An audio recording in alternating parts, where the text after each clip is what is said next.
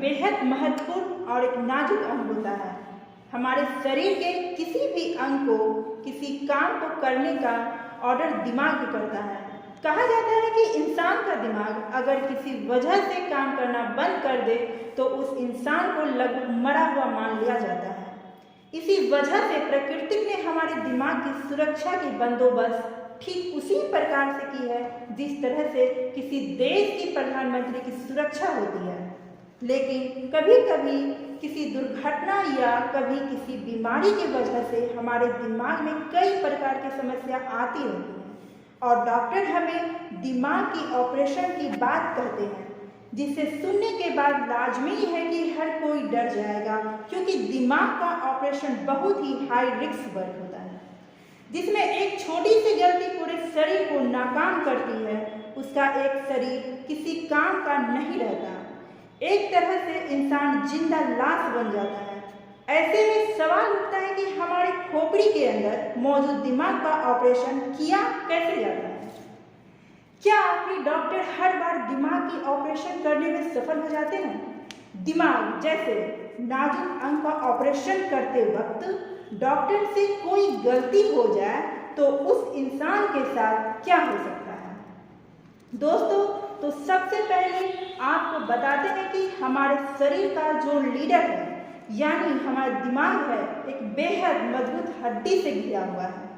प्रकृति ने हमारे दिमाग को ऐसा इसलिए बनाया है कि ताकि छोटी मोटी चोट से हमारे दिमाग पर कोई असर न पड़े, लेकिन उस मौजूद हड्डी के नीचे भी 3 लेयर की प्रोटेक्टिव परत होती है और उसका भी यही काम होता है कि हमारे दिमाग को किसी भी प्रकार का कोई चोट न लगे। इन सब के बाद भी हमारे दिमाग के चारों ओर तरफ लिक्विड की परत होती है और इसका काम होता है हमारे दिमाग में लगने वाले झटकों को से ये सहन कर ले।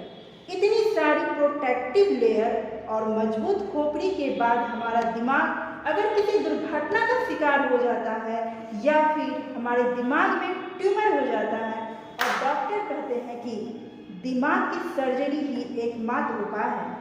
ऐसी स्थिति में सबसे पहले न्यूरो सर्जन हमारे शरीर में एक इंजेक्शन लगाते हैं जिससे हमारा पूरा शरीर बेहोशी की हालत में चला जाता है और हमें कुछ भी महसूस नहीं होता कि हमारे शरीर में आखिर क्या हो रहा है। ऑपरेशन शुरू करने से पहले हमारे दिमाग का सीटी स्कैन किया जाता है ताकि अंतिम समय मतलब सर्जरी के ठीक पहले दिमाग की मूवमेंट कैसी थी इसको कैप्चर किया जा सके।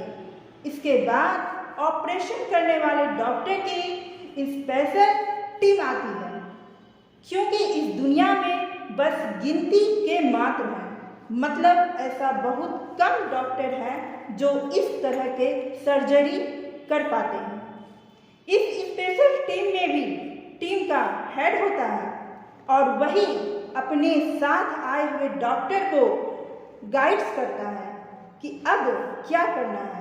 ये प्रोसेस इतना कॉम्प्लिकेटेड होता है कि हम और आप सोच भी नहीं सकते।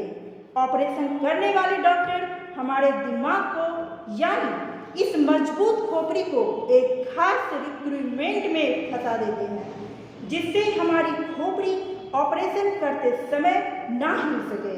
इसके बाद डॉक्टर दिमाग के जिस हिस्से में ऑपरेशन करना होता है वहां पर मार्कर से निशान लगा देते हैं और उस हिस्से पर मौजूद को अच्छी तरह काट कर हटा देते हैं।